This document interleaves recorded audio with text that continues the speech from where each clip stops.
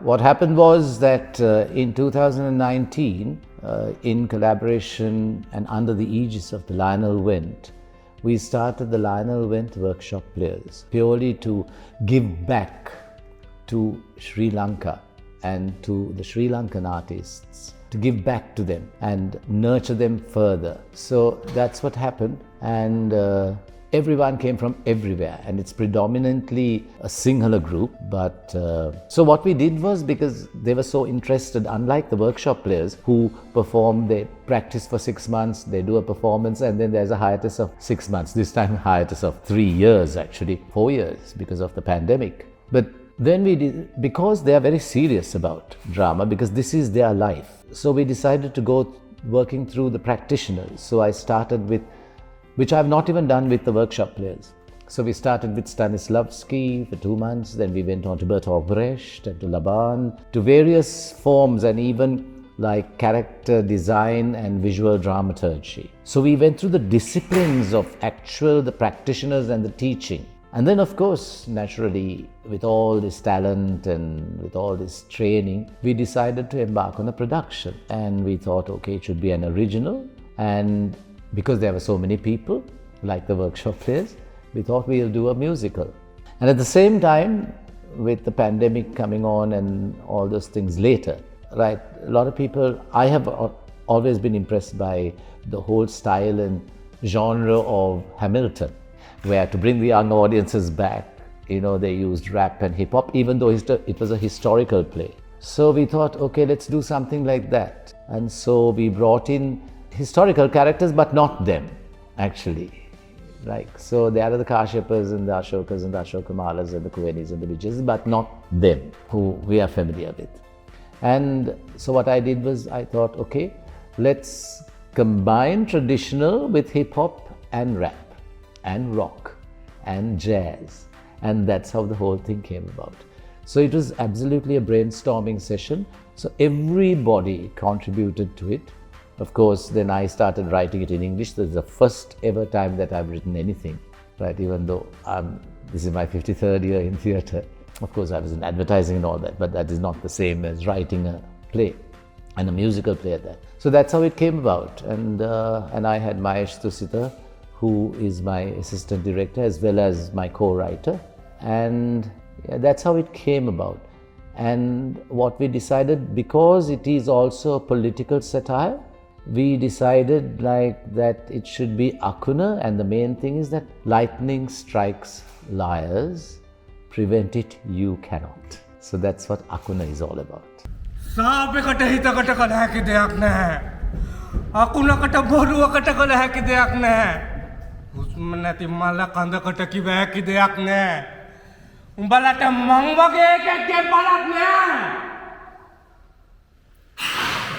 Yeah, because you see, because it was a brainstorm, and like in all brainstorms, it's the harebrained ideas that come into fruition and which are the most successful and the most award-winning creative. Not that I'm saying this is up for awards or anything, but I'm talking about advertising and communication.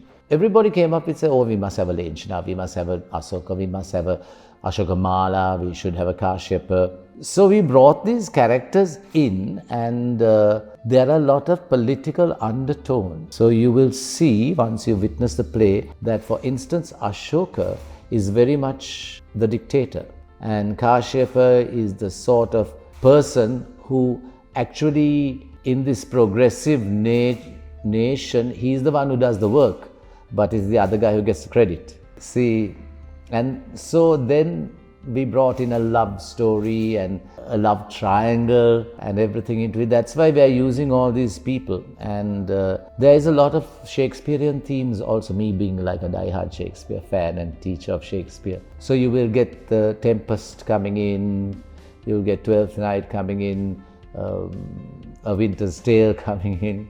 You see, you'll get all those styles and all that because we were studying the practitioners and the writers. So you'll get a lot of Greek theatre coming and blended with our traditional masks and all of that. So it is, yeah, it's like a kaleidoscope of characters and visuals, and even the choreography is, as I said, rap, hip hop combined with traditional and jazz, and I am very influenced by contemporary dancing. So it's a lot of modern contemporary movement, which is unique for Sinhala theatre actually. It's like predominantly in Sinhalese, but we have the Tamil narrator and the English narrator, also English language narrator. So I think it all came out from the whole inspiration was because I'm dreadful in my Sinhalese. And I speak Singlish more or less, of course, much to the amusement of my caste. And also when I'm a visiting lecturer in some universities, or I was, so that they find me quite intriguing. And when I had to go to Jaffna and teach there also, because my English is okay, but I hardly know any Tamil. I don't think I know any Tamil at all. And my Sinhalese, I am Sinhalese, and I'm proud to be Sinhalese, but I'm not proud of the fact that my Sinhalese is bad. But then I always tell even these guys, and the girls, I mean, they always want to speak English, and I said, you must use it you must practice it don't feel shy. So that way, I also grew out of my shyness of trying to communicate with people in Sinhala. And yeah, I mean, the language is there for communication, whether it's broken Sinhalese or whatever Sinhalese. So that's how and that's how it all evolved as a trilingual production. And I also wanted to bring in the English theatre lot. I did not want to deprive them of a workshop player production, because, I mean, they all look forward to that October production, as they say, of the workshop players. And now, since 2018, we have not done anything. So that's why I made it trilingual. It's sort of westernized as well, so that my audiences who are used to our productions will come back, and everybody's yearning for something. So that's how this whole trilingual nature came out.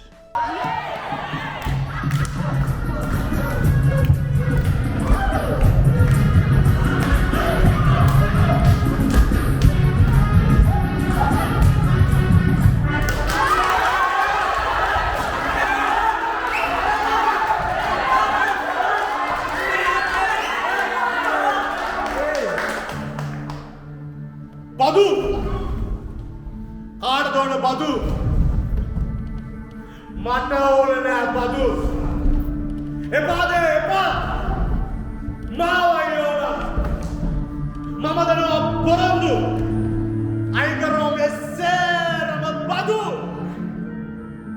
I think so, because the language used is not so highfalutin and classical Sinhala as such. It is, and because it's everyday situations that are involved with these other characters, but as I said, it's a very political satire, so it's very relevant to today, all the incidents, and visually as well, so that it's easy to understand. And I mean, music and drama are universal languages in itself. And we also have the English narration and the Sinhala narration going on. In fact, instead of our fabulous looking program souvenirs that we normally produce, and this time purely because of the lack, totally like we have not got a cent in sponsorship, so we are going ahead, right? So because we have to do it, and I have to do it for all this cast and crew.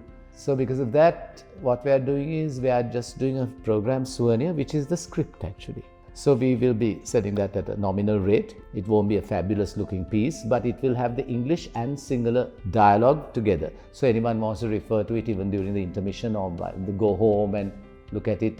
In fact, some teachers who are bringing their students have already pre-booked, and they've also told me to give them souvenirs so that their students can come ready having read the whole story.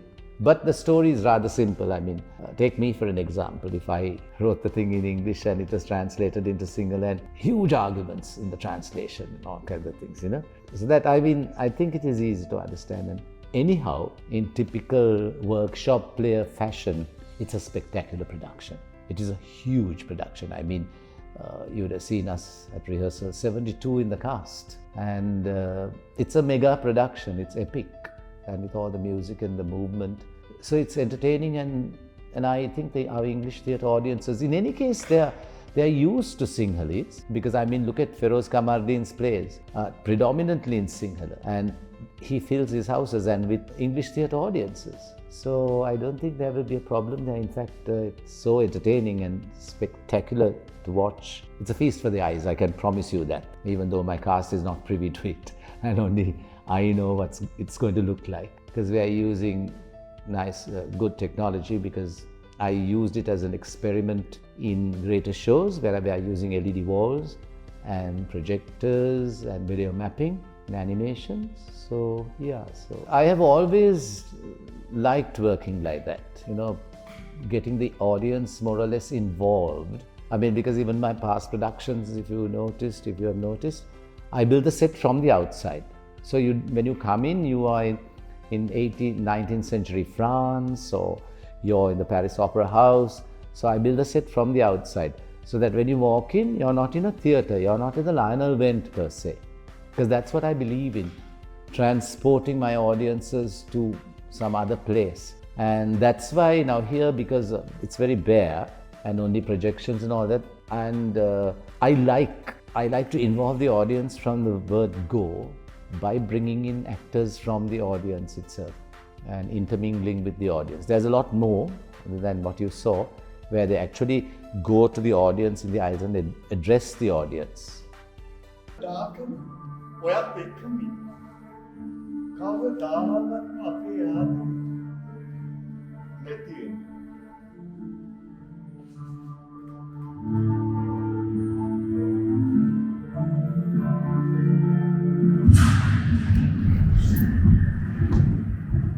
I think, but it's already past the censor board. That is the first thing that we did. So it is not that controversial. I mean, it's taking a dig at a few the amusing parts of politics in Sri Lanka.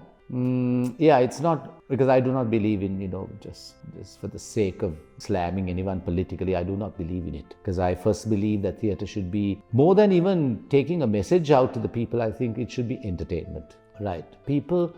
You can't say, well, this is what I want people to believe in or to understand, or this is the comment I'm making about the present situation or the past situation or the future situation. I mean, I think everybody in any case will get different signals. We can't expect everybody to swallow down the same story or the same signal. Everybody, because we are holding up, typical as Shakespeare said, it's like holding up a mirror to life, right? So that everybody, in various people, it will strike familiar chords with various people in the audience. In this production, creatively, of course, was the writing of it, and then trying to create that in a Sinhala theatre environment. That was the biggest challenge, because they were not used to most of the things that I am used to, or my way of directing. Of course, they appreciate it because they wanted to come and learn from me, because they have seen our productions and all of that. So I think the whole process was a big challenge, and even today it is evolving, the whole thing, because as I see people and I see what they are capable of, I bring in more things. So actually, to me, that is the challenge that they are giving me, that they are saying, okay, look here, without telling it direct, I can do this. So I am now exploring everything, and even at this moment, it is evolving. The production takes place on the 11th, 12th and 13th of March, that is Friday, Saturday and Sunday. Friday, it's a 7 o'clock show. Saturday and Sunday, we have a matinee as well at 3 p.m. and the usual evening show at 7 p.m.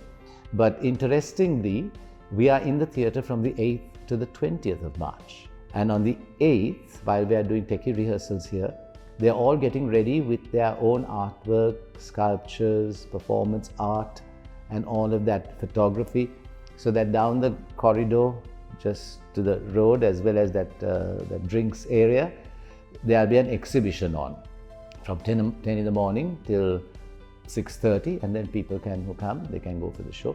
But in any case, from the 8th to the 20th, there will be this exhibition going on.